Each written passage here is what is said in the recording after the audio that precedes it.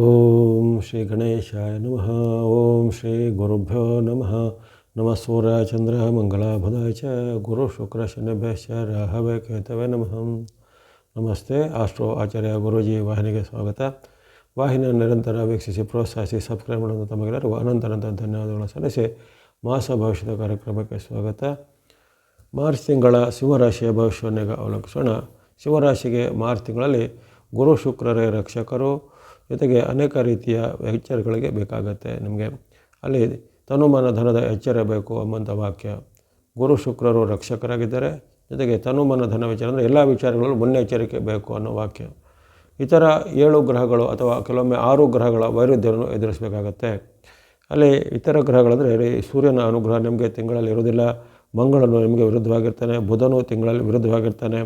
ಅದೇ ರೀತಿ ಶನಿ ಮಹಾರಾಜರ ಒಂದು ಅಷ್ಟಮಸ್ತವಾದ ಶನಿ ಇರುವಂಥದ್ದು, ರಾಹು ನಿಮಗೆ ವಿರುದ್ಧವಾಗಿ, ಕೇತು ನಿಮಗೆ ವಿರುದ್ಧವಾಗಿರುವಂಥದ್ದು, ಜನ್ಮದಲ್ಲಿ ರಾಹುವಿನ ಪ್ರಭಾವ ಇವೆಲ್ಲವೂ ಇದೆ.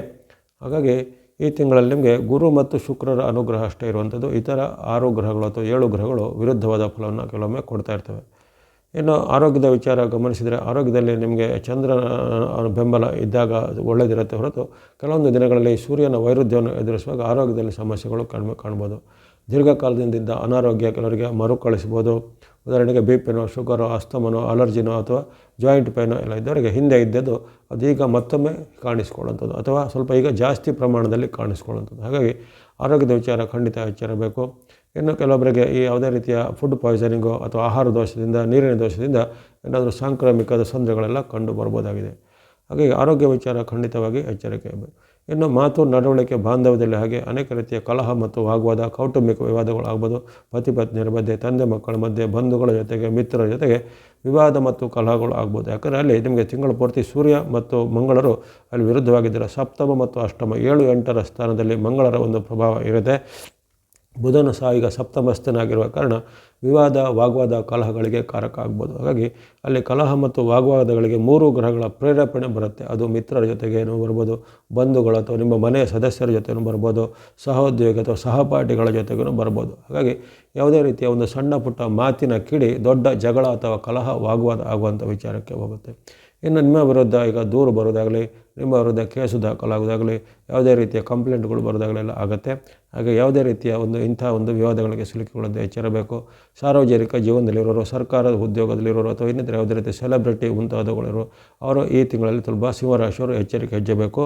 ನಿಮ್ಮ ಸುತ್ತ ವಿವಾದದ ಹುತ್ತ ಅಂತೇಳಿ ಆ ಥರಕ್ಕೆ ಬರುತ್ತೆ. ಹಾಗಾಗಿ ಅನೇಕ ಒಂದು ವಿವಾದಗಳಿಗೆ ನೀವು ಸಾಕ್ಷಿ ಆಗ್ಬೋದು. ಇನ್ನು ಯಂತ್ರ ವಾಹನ ಚಲಾವಣೆ ಮಾಡೋರು ಹಾಗೆ ಎಚ್ಚರಿಕೆ ಹೆಜ್ಜಬೇಕಾಗುತ್ತೆ. ಇಲ್ಲಿ ಗ್ರಹಗಳ ವೈರುಧ್ಯ ಇರುವ ಕಾರಣ ಯಂತ್ರ ವಾಹನದಲ್ಲಿ ಸಣ್ಣ ಪುಟ್ಟ ಅವಘಡಗಳು ಅಥವಾ ಅಚಾತುರ್ಯದ ಘಟನೆಗಳು ಜರಗಬಹುದಾಗಿದೆ. ಇನ್ನು ಈ ಹಣಕಾಸಿನ ಸಂಬಂಧಪಟ್ಟು ಅಷ್ಟೇ, ಹಣಕಾಸಿಗೆ ಸಂಬಂಧಪಟ್ಟು ನಿಮಗೆ ಶುಕ್ರನ ಬೆಂಬಲ ಇದ್ದು ಶುಕ್ರ ಹಣವನ್ನು ನಿಮಗೆ ನಿರಂತರವಾಗಿ ಆದಾಯಕ್ಕೆ ಕೊರತೆ ಇರೋದಿಲ್ಲ. ಆದಾಯ ಬಂದೇ ಬರುತ್ತೆ, ಗುರುವಿನ ಬೆಂಬಲ, ಶುಕ್ರನ ಬೆಂಬಲ ಇರೋ ಕಾರಣ. ಆದರೆ ಬಂದ ಆದಾಯವು ನೀರಿನಂತೆ ಖರ್ಚಾಗುವಂಥದ್ದು, ಅನಿರೀಕ್ಷಿತ ಖರ್ಚು, ಅನಪೇಕ್ಷಿತ ಖರ್ಚುಗಳು, ರಿಪೇರಿ, ಔಷಧ ಅಥವಾ ಆಸ್ಪತ್ರೆಯಂಥ ಖರ್ಚುಗಳು ಅನಿರೀಕ್ಷಿತವಾಗಿ ಬರ್ಬೋದಾಗಿದೆ. ಹಾಗಾಗಿ ಹಣಕಾಸಿನ ನಿರ್ವಹಣೆ ಬಗ್ಗೆ ಎಚ್ಚರಬೇಕು. ಜೊತೆಗೆ ಕೆಲವೊಮ್ಮೆ ಆಕಸ್ಮಿಕ ನಷ್ಟಕ್ಕೆ ಅಥವಾ ಸ್ವಯಂಕೃತ ಅಪರಾಧದಿಂದ ಹಣಗಳನ್ನು ಕಳೆದುಕೊಳ್ಳುವಂಥ ನಾವು ಗಮನಿಸ್ತೇವೆ. ಈಗ ಈ ಸೈಬರ್ ಕ್ರೈಮು, ಆನ್ಲೈನ್ ವಂಚನೆಗಳಿರ್ತವೆ ಈಗ. ಹಾಗಾಗಿ ಯಾವುದೇ ರೀತಿಯ ಆಮಿಷಗಳಿಗೆ ಒಳಗಾಗಿ ನಾವು ನೋಡಿರ್ತೇವೆ. ಕೆಲವೊಬ್ಬರು ವಿದ್ಯಾವಂತರು ಅಥವಾ ಸುಶಿಕ್ಷಿತ ವ್ಯಕ್ತಿಗಳು ಸಹ ಲಕ್ಷಾಂತರ ಅಥವಾ ಕೋಟ್ಯಂತರ ಹಣವನ್ನು ಕಳೆದುಕೊಳ್ಳುವಂಥ ವಿಚಾರಗಳು ನಾವು ಕೇಳ್ತಾ ಇರ್ತೇವೆ. ಅಂತಹ ವಿಚಾರಗಳಿಗೆ ಈ ಸಿಂಹರಾಶಿಯವರಿಗೆ ಈ ತಿಂಗಳಲ್ಲಿ ಅಂಥ ಆಕಸ್ಮಿಕವಾಗಿ ಹಣವನ್ನು ಕಳೆದುಕೊಳ್ಳುವಂಥದ್ದು ಅಥವಾ ಸ್ವಯಂಕೃತ ಅಪರಾಧಕ್ಕೆ ಬಲಿ ಪಶು ಆಗುವಂಥದ್ದೆಲ್ಲ ಇರುತ್ತೆ. ಹಾಗೆ ಆ ಬಗ್ಗೆ ಎಚ್ಚರಿಕೆಯನ್ನೇ ಖಂಡಿತ ಗಮನಿಸಬೇಕು. ಇನ್ನು ವಿರುದ್ಧ ಲಿಂಗದವರ ಜೊತೆಗೆ ನಿಮಗೆ ಈಗ ವಾಗ್ವಾದ ಕಲಹಗಳು ಹೆಚ್ಚಳಾಗುತ್ತೆ. ಯಾಕಂದರೆ ಸಪ್ತಮದಲ್ಲಿ ವಿರುದ್ಧ ಮಂಗಳ, ಬುಧರ ಒಂದು ವೈರುಧ್ಯ, ಸೂರ್ಯನ ವೈರುಧ್ಯಗಳು ನಿಮಗೆ ವಿರುದ್ಧ ಲಿಂಗದವರು ಅಂದರೆ ಸ್ತ್ರೀಯರಿಗೆ ಪುರುಷರಲ್ಲಿ, ಪುರುಷರಿಗೆ ಸ್ತ್ರೀಯರಲ್ಲಿ ವಿವಾದ, ಕಲಹಗಳು, ವಾಗ್ವಾದಗಳಾಗುತ್ತವೆ. ಅಂಥ ಯಾವುದೇ ರೀತಿಯ ವಾದ ವಿವಾದಗಳಿಗೂ ಅವಕಾಶವನ್ನು ಕೊಡದೆ ಮುನ್ನೆಚ್ಚರಿಕೆ ಗಮನಿಸಬೇಕು. ಇನ್ನು ವಿದ್ಯಾರ್ಥಿ, ಯುವಕರು, ಸಾಧಕರು ಹಾಗೆ ನಿಮಗೆ ವಿವಿಧ ರೀತಿಯ ಸವಾಲುಗಳು, ಸಂಕಷ್ಟ ಬರ್ಬೋದು. ನಿಮ್ಮ ವಿರುದ್ಧ ಏನಾದ್ರು ಕ್ರಮಗಳು ಬರೋದಾಗಲಿ, ಶಿಸ್ತಿನ ಕ್ರಮ ಬರೋದಾಗಲಿ, ವಿದ್ಯಾಸಂಸ್ಥೆಗಳಲ್ಲಿ ನಿಮ್ಮ ವಿರುದ್ಧ ಏನಾದ್ರು ಈ ದೂರು, ಕಂಪ್ಲೇಂಟ್ಗಳು ದಾರು ಹಾಕಲಾಗೋದಾಗಲಿ ಬರುತ್ತೆ. ಹಾಗಾಗಿ ಆ ಬಗ್ಗೆನೂ ಎಚ್ಚರ ಗಮನಿಸಬೇಕು. ಜೊತೆಗೆ ಯಾವುದೇ ರೀತಿಯ ದುಷ್ಟ ಮಿತ್ರರ ದುಶ್ಚಟಗಳಿಗೆ ಅಥವಾ ದುಷ್ಟ ಅಭಿಮಾನ ಕೊಡುವಂಥ ವ್ಯಕ್ತಿಗಳ ಜೊತೆಗೆ ಅಥವಾ ರಾಂಗ್ ಐಡಿಯಾ ಅಥವಾ ಕೆಟ್ಟದ ಒಂದು ನಿಮಗೆ ಸಲಹೆ ಸೂಚನೆ ಕೊಡುವಂಥ ವ್ಯಕ್ತಿಗಳ ಬಗ್ಗೆ ಖಂಡಿತ ನೀವು ಎಚ್ಚರವಾಗಿ ಇರಬೇಕಾಗತ್ತೆ. ಹಾಗಾಗಿ ನೀವು ತನು ಮನ ಧನ ಬಾಂಧವ್ಯ ಆರೋಗ್ಯ ಎಲ್ಲದರ ಕಡೆಗೂ ಖಂಡಿತ ಗಮನವನ್ನು ಸಿಂಹರಾಶಿಯವರು ಈ ತಿಂಗಳು ಕೊಡಬೇಕು. ಗುರು ಶುಕ್ರರು ನಿಮ್ಮನ್ನು ಕಾಪಾಡ್ತಾರೆ ಅಂದುಕೊಂಡ್ರೆ ನಿಮಗೆ ಎಲ್ಲ ವಿಚಾರದಲ್ಲೂ ಯಾವಾಗಲೂ ಉತ್ತಮ ಫಲನೇ ಬರೋದಿಲ್ಲ. ಈ ಗ್ರಹಗಳ ವೈರುಧ್ಯ ಬಂದಾಗ ಕೆಲವೊಮ್ಮೆ ಗುರು ಶುಕ್ರರಿಂದ ಸಹ ನಿಮಗೆ ಸಹಾಯ ಸಿಗದಂಥ ಪರಿಸ್ಥಿತಿ ನಿರ್ಮಾಣ ಆಗ್ಬೋದು. ಹಾಗಾಗಿ ಖಂಡಿತ ಎಚ್ಚರಿಕೆ ಹೆಜ್ಜೆ ಬೇಕಾಗುತ್ತೆ.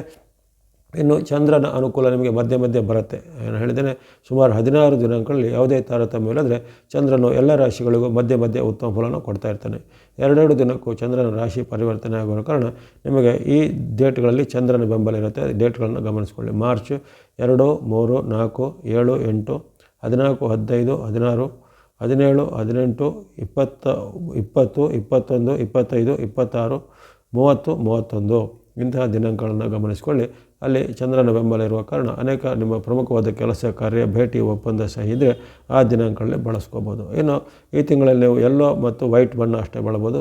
ಗುರು ಮತ್ತು ಶುಕ್ರರ ಸಂಕೇತ ಯೆಲ್ಲೋ ಮತ್ತು ಅಥವಾ ವೈಟ್ ಬಣ್ಣ, ಯೆಲ್ಲೋ ಮತ್ತು ವೈಟ್ ಬಣ್ಣ ಬಳಸ್ಕೊಳ್ಳಿ. ಸಂಖ್ಯೆ 3 ಮತ್ತು 6, 3 and 6 ಬಣ್ಣವನ್ನು ನಂಬರನ್ನು ಬಳಸ್ಕೊಳ್ಳುವಂಥದ್ದು. ಇನ್ನು ಗ್ರಹಗಳ ವೈರುಧ್ಯ ನಿಮಗೆ ಹೇಳಿದರೆ ಆಗಲೇ 7 ಗ್ರಹಗಳು ಅಥವಾ 6 ಗ್ರಹಗಳ ವೈರುಧ್ಯ ಎದುರಿಸುವಂಥ ಸ್ಥಿತಿಯಲ್ಲಿದ್ದೀರಾ. ಹಾಗಾಗಿ ಭಕ್ತಿ ಮಾರ್ಗ, ಧರ್ಮ ಮಾರ್ಗ, ಧನ ಮಾರ್ಗ ಮಾಡಬೇಕು.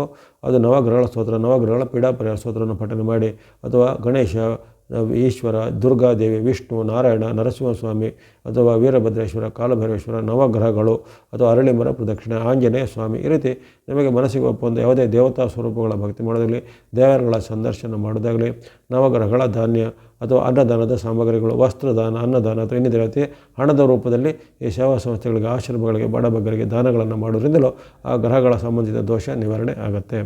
ಹಾಗಾಗಿ ಈ ಒಂದು ಮಾರ್ಚ್ ತಿಂಗಳಲ್ಲಿ ಮೈಯೆಲ್ಲ ಕಣ್ಣಾಗಿರಬೇಕು ಸಿಂಹರಾಶಿಯವರು. ಜೊತೆಗೆ ಈ ದೇವತಾ ಭಕ್ತಿ ಅಥವಾ ಧರ್ಮ ಮಾರ್ಗ, ದಾನ ಮಾರ್ಗ ಅನುಸರಿಸಬೇಕು. ಎಲ್ಲ ಸಿಂಹರಾಶಿಯವರಿಗೆ ಮಾರ್ಚ್ ತಿಂಗಳಲ್ಲಿ ಆಯುರ್ವರ್ಗ ಶಕ್ತಿ ಜಯಲಾಭ ಸಿದ್ಧಿಯಾಗಲಿ. ವಾಹಿನಿಯ ಪ್ರೋತ್ಸಾಹಕ್ಕೆ ಧನ್ಯವಾದಗಳು. ಮುಂದೆ ನೀವು ಪ್ರೋತ್ಸಾಹ ನಿರಂತರ ಸಿಗ್ತಾ ಇರಲಿ. ಸಬ್ಸ್ಕ್ರೈಬ್ ಮಾಡಿ ಪ್ರೋತ್ಸಾಹಿಸಿ. ಸರ್ವೇಷಾಂ ಸನ್ಮಂಗಲಾನಿ ಭವಂತು.